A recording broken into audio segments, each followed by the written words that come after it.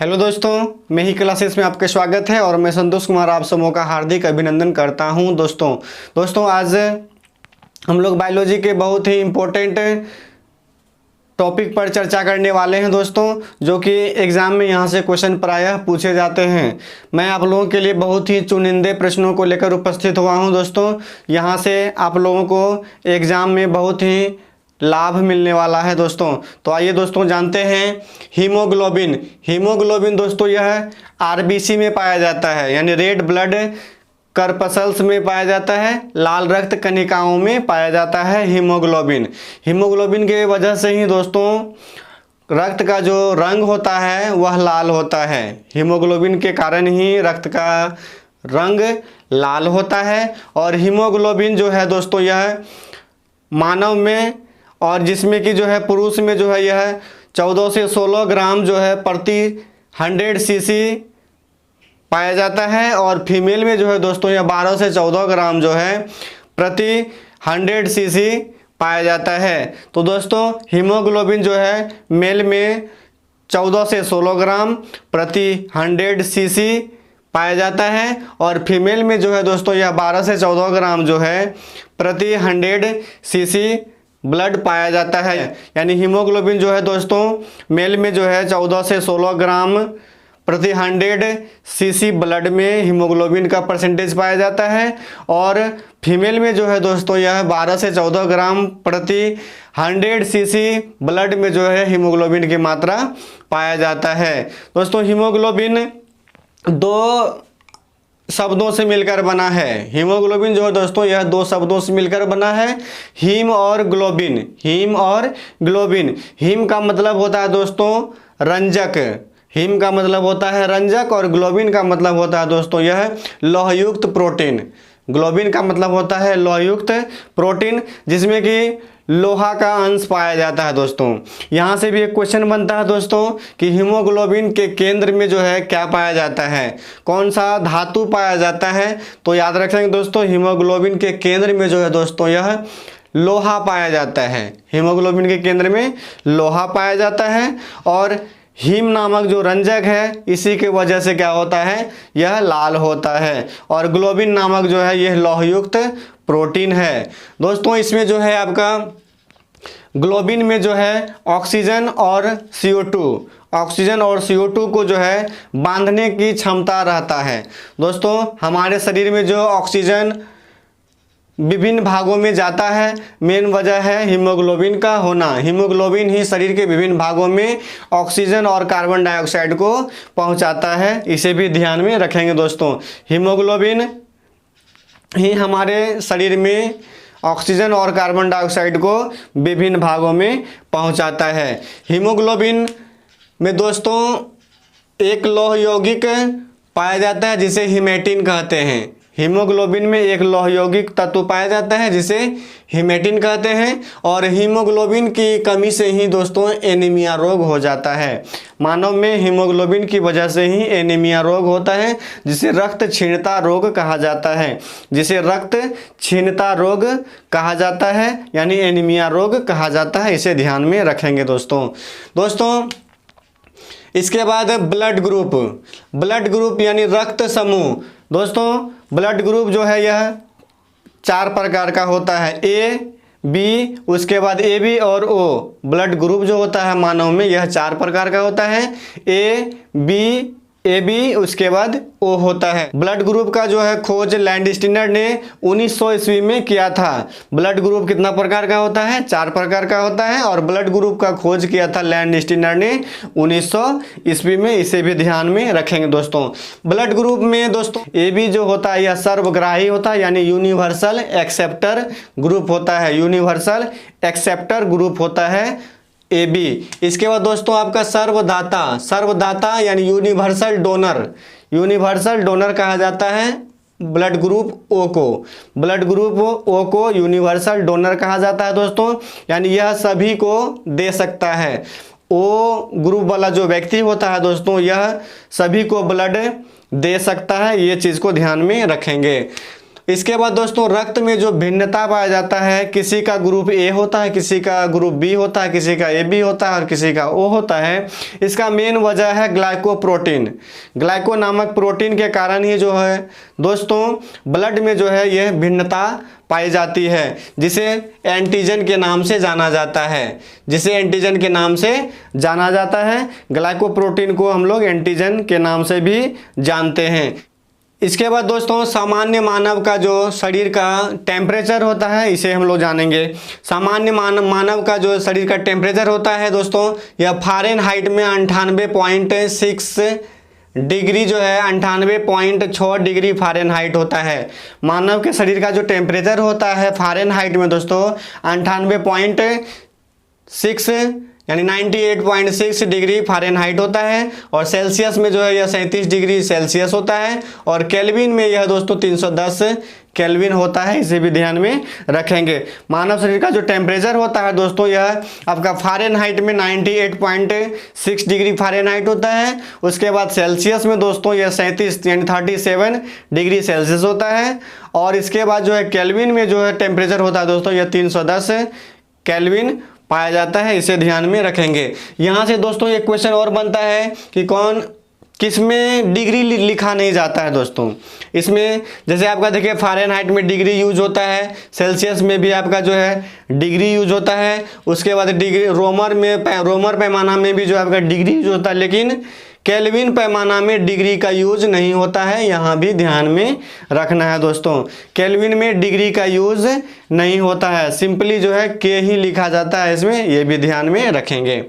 तो मानव शरीर का टेम्परेचर कितना हो गया दोस्तों, फ़ारेनहाइट में 98.6 डिग्री फ़ारेनहाइट हो गया, सेल्सियस में 37 डिग्री सेल्सियस हो गया, और उसके बाद जो है आपका केल्विन में जो है 310 केल्विन हो गया। ये मानव के शरीर का टेम्परेचर, इसे भी ध्यान में रखेंगे। और केल्विन में जो है डिग्री का यूज नहीं होता है। आइए दोस्तों आँख की बीमारी के विषय में जानते हैं। आँख की बीमारी का वजह दोस्तों विटामिन ए की कमी का ही कारण होता है। विटामिन ए की कमी से ही जो है आँख में प्राय जो है बीमारी देखने को मिलता है, और यहाँ से 1-2 क्वेश्चन जो है प्राय एग्जाम में पूछे जाते हैं।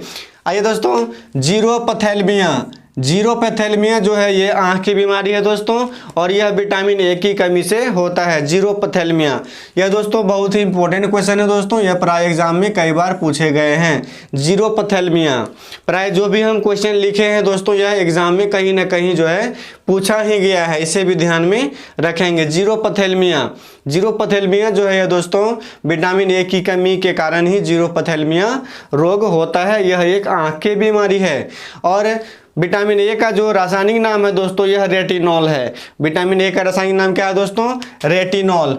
विटामिन ए का रासायनिक नाम रेटिनॉल है, इसे भी ध्यान में रखेंगे। विटामिन ए की कमी से ही जो है जीरोपैथेलमिया रोग होता है। इसका दोस्तों निकटालोपिया ये भी विटामिन ए की कमी के कारण ही जो है रोग होता है, निकटालोपिया। इसके बाद दोस्तों रतौंधी जो है दोस्तों, ये भी विटामिन ए की कमी के कारण ही होता है। इसके बाद दोस्तों कंजक्टिवाइटिस ये भी आँख की बीमारी है दोस्तों, यह भी जो है विटामिन ए की कमी के कारण ही होता है, कंजक्टिवाइटिस। इसके बाद दोस्तों डिप्लोपिया भी यह एक आँख की बीमारी है। इसके बाद दोस्तों हाइपरमेट्रोपिया को दोस्तों हम लोग हिंदी में दीर्घ दृष्टि दोष कहते हैं, यानी दूरदृष्टि दोष कहते हैं। और इसके उपचार के लिए जो है दोस्तों चश्मे में उत्तल लेंस का प्रयोग किया जाता है, इसे भी ध्यान में रखेंगे।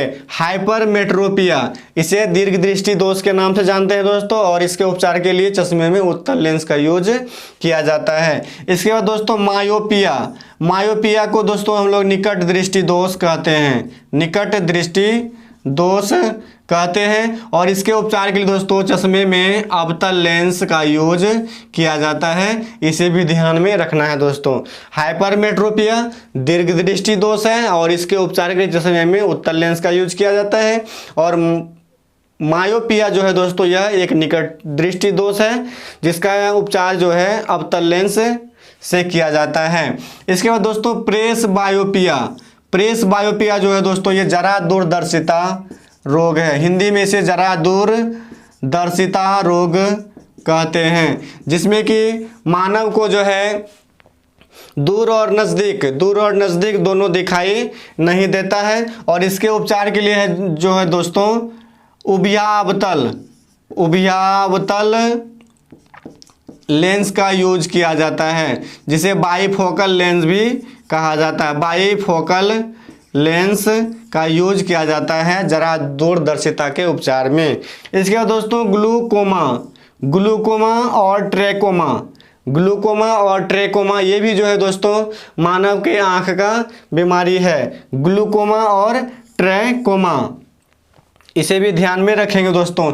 एक ट्रिक के माध्यम से याद रखेंगे दोस्तों, माँ पिया यानी जिसके अंत में देखिएगा दोस्तों पिया लिखा हुआ, जैसे हाइपरमेट्रोपिया, प्रेस बायोपिया, निक्टालोपिया, डिप्लोपिया, ये इसके बाद आपका माँ भी अंत में देखना है, ट्रैकोमा, उसके बाद आपका ग्लूकोमा, माँ पिया जिस शब्दों के अंत में देखिएगा दोस्तों आपका जो है माँ और पिया, जैसे यहाँ ग्लूकोमा में देखिए दोस्तों, ट्रैकोमा में देखिए, उसके बाद आपका डिप्लोपिया, हाइपरमेट्रोपिया, प्रेस बायोपिया, मायोपिया, ये सब में देखिए लिखा हुआ आपका माँ पिया। तो समझ जाना है कि यह आँख की बीमारी का नाम है, आँख की बीमारी का नाम है। तो याद रखेंगे दोस्तों, बहुत ही ज़बरदस्त ट्रिक है ये, माँ पिया।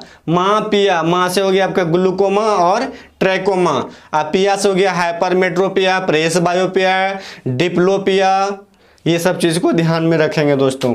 इसके बाद दोस्तों भार से संबंधित भी क्वेश्चन एग्जाम में प्रायः पूछे जाते हैं दोस्तों। मानव मस्तिष्क का भार होता है दोस्तों 1.5 kg। मानव का जो मस्तिष्क है दोस्तों इसका वजन होता है 1.5 kg, इसे भी ध्यान में रखेंगे दोस्तों। मानव मस्तिष्क का भार 1.5 kg होता है, 1.5 kg होता है। इसके बाद दोस्तों गर्भाशय, स्त्री में जो गर्भाशय का भार होता है दोस्तों यह 50 ग्राम होता है। दोस्तों जो स्त्री संतान को जन्म नहीं दी है अब तक, जो स्त्री अब तक संतान को जन्म नहीं दी है तो उसके गर्भाशय का जो भार होता है वह 50 ग्राम होता है। जो स्त्री अब तक संतान को जन्म नहीं दी है उसके गर्भाशय का भार होता है 50 ग्राम, और जो स्त्री संतान को जन्म दे चुकी है उसके बाद जो इसका गर्भाशय का भार हो जाता है 100 ग्राम, इसे भी ध्यान में रखना है। जो स्त्री अब तक संतान को जन्म नहीं दिया है उसके गर्भाशय का भार होता है 50 ग्राम, और जो स्त्री संतान को जन्म दे चुकी है उसके गर्भाशय का भार हो जाता है दोस्तों यह 100 ग्राम, इसे भी ध्यान में रखेंगे। इसके बाद दोस्तों वृक्क या किडनी, इसका भार होता है दोस्तों आपका 140 ग्राम। 140 ग्राम होता है एक किडनी का वजन। प्रत्येक किडनी का वजन जो होता है दोस्तों 140 ग्राम होता है। और किडनी के संबंधित अध्ययन को कहा जाता है दोस्तों नेफ्रोलॉजी। किडनी के अध्ययन को नेफ्रोलॉजी कहा जाता है। और किडनी जो है मानव का जो है एक महत्वपूर्ण उत्सर्जन अंग है।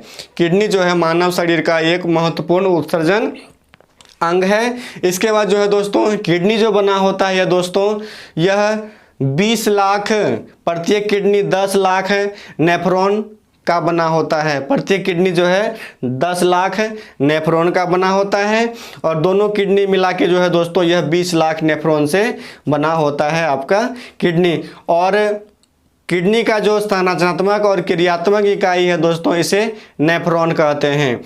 किडनी का संरचनात्मक और क्रियात्मक इकाई को नेफ्रॉन कहते हैं, इसे भी ध्यान में रखेंगे दोस्तों। इसके बाद दोस्तों हृदय का जो वजन होता है दोस्तों यह 300 ग्राम होता है। हृदय का वजन, मानव के हृदय का वजन जो होता है दोस्तों यह 300 ग्राम होता है। और मानव का जो हृदय है वह 4 कोष्ठक से मिलकर बना है। मानव के हृदय में कितने कोष्ठक होते हैं दोस्तों? यह 4 कोष्ठक होते हैं। मानव के हृदय में 4 कोष्ठक होते हैं, दायां दायां निलय, उसके बाद बायां निलय, ये 4 कोष्ठक होता है दोस्तों। उसके बाद मनुष्य का जो हृदय होता है दोस्तों 1 मिनट में 72 बार धड़कता है। 1 मिनट में कितना बार धड़कता है दोस्तों? 72 बार धड़कता है मनुष्य का हृदय। और मनुष्य के हृदय की ध्वनि को जानने के लिए, हृदय संबंधित गड़बड़ी को जानने के लिए दोस्तों यहाँ स्टेथोस्कोप से इसका जांच किया जाता है। स्टेथोस्कोप से हृदय की ध्वनि को सुना जाता है। स्टेथोस्कोप से हृदय की ध्वनि को सुना जाता है, इसे भी ध्यान में रखेंगे दोस्तों। इसके बाद दोस्तों मानव का जो हृदय होता है यह पेरिकार्डियम नामक जो है झिल्ली से घिरा होता है। पेरिकार्डियम नामक झिल्ली से घिरा होता है। मानव का जो मस्तिष्क, ये हृदय होता है दोस्तों, पेरिकार्डियम नामक झिल्ली से घिरा होता है। और मानव का हृदय जो है दोहरी झिल्ली से घिरा होता है। दोहरी झिल्ली का आवरण इसमें पाया जाता है दोस्तों।